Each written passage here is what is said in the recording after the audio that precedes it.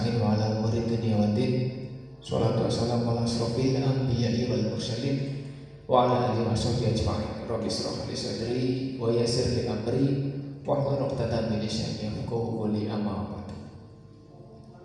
Selamat pagi menjelang siang kepada seluruh siswa kelas 7 MTS Ma'arif NU 1 Aji Barang yang sedang melaksanakan kegiatan masa pengenalan lingkungan madrasah atau MPLM tahun pelajaran 2020-2021. Dan mudah-mudahan kita semua senantiasa diberi kesehatan untuk melaksanakan dan menyelesaikan kegiatan tersebut.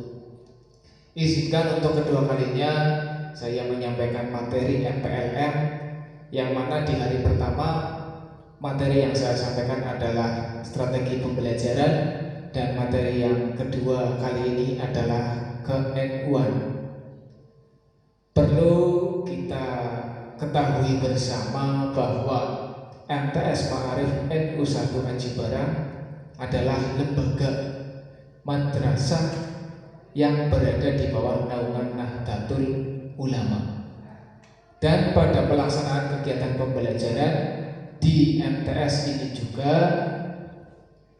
diberitahu, dipelajari, dan dilaksanakan terkait tentang materi ke-NU-an.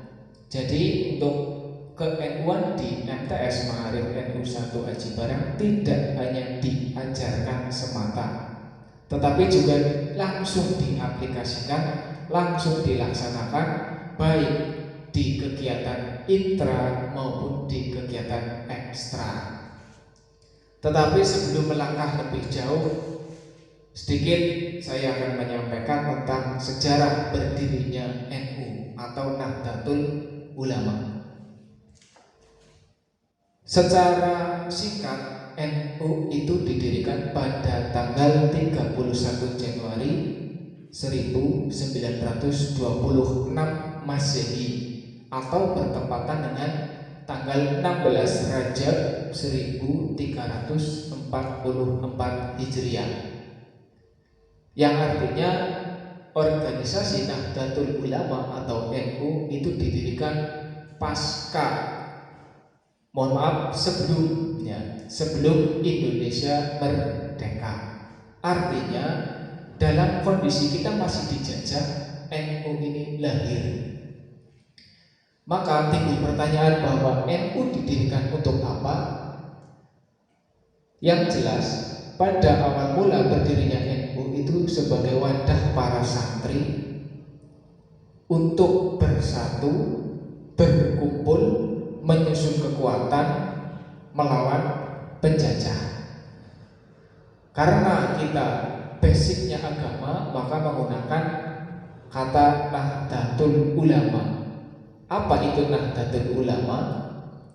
Bahwa arti dari kata Nahdlatul itu adalah kebangkitan, ulama adalah para kiai, yang mana dalam melawan penjajah, para kiai ini bersatu, berkumpul, bermusyawarah, merencanakan cara agar bisa membantu melawan penjajah, dan nantinya penjajah itu kalah, Indonesia bisa merdeka.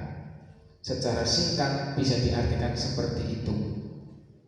Maka para kiai dan ulama Nusantara ini berkumpul mendirikan NU adalah niat berjihad untuk mempertahankan, untuk memperjuangkan tanah air Indonesia. Dari pendiri-pendiri NU, kiai seluruh Nusantara itu paling tidak yang sudah masyhur itu ada 7. Sebenarnya banyak, tapi tidak mungkin disebutkan satu persatu. Jadi saya sebutkan yang dikatakan lebih masyhur, tanpa mengurangi rasa hormat kepada para ulama-ulama yang lain. Di antara tokoh yang sangat berjasa kepada berdirinya NU adalah yang pertama, Kiai Haji Hasyim Asy'ari. Beliau menjadi pelopor memusyawarahkan agar kita umat Islam, khususnya Nahdlatul Ulama, itu punya wadah untuk andil berjuang mempertahankan negara. Yang kedua ada Kiai Haji Wahab Hasbullah bersama-sama dengan Kiai Haji Asy'ari memikirkan bagaimana caranya agar kita bisa menggerakkan santri-santri melawan penjajah. Tentunya kalau kita berbicara santri, usahanya itu tidak hanya perang secara langsung, tapi yang jelas berdoa, bermunajat kepada Allah agar diberi kemudahan dalam melawan penjajah. Dua tokoh ini bisa dikatakan sebagai simbol karena pada saat perjuangan pergerakan rakyat melawan penjajah, kedua tokoh ini bisa diartikan menginisiasi bersama dengan yang ketiga adalah Kiai Haji Bisri Samsuri. Yang keempat Kiai Haji Ahmad Dahlan Ahyad, yang kelima Kiai Haji Asnawi, yang keenam Kiai Haji Ridwan Abdullah, dan yang ketujuh Kiai Haji Mas Ali Abdul Aziz. Itu 7 yang bisa dikatakan masyhur dalam rangka membentuk atau mendirikan organisasi Nahdlatul Ulama, di mana para ulama, para kiai ini berperan, berbagi tugas untuk membentuk suatu wadah yang kuat, baik secara kekuatan lahir maupun kekuatan batin untuk bisa melawan penjajah.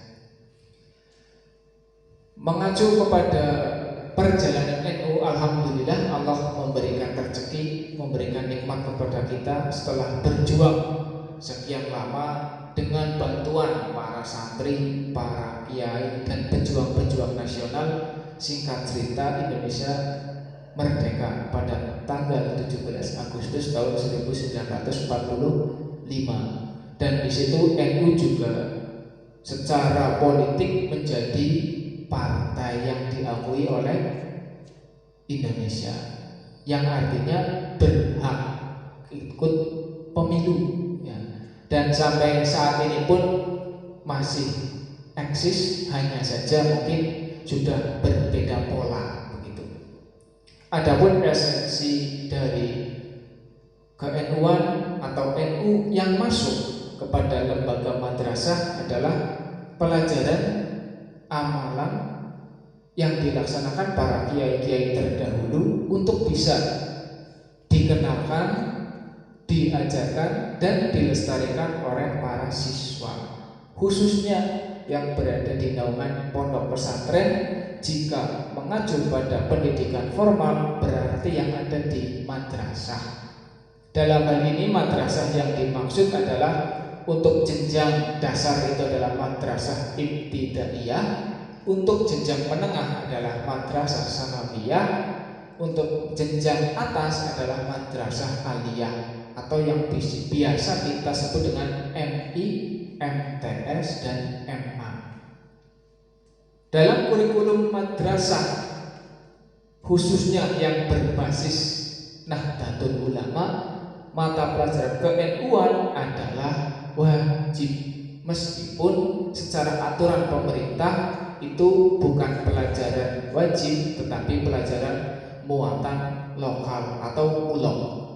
Tapi bagi madrasah yang berada di naungan ma'arif, ke-NU-an adalah pelajaran wajib.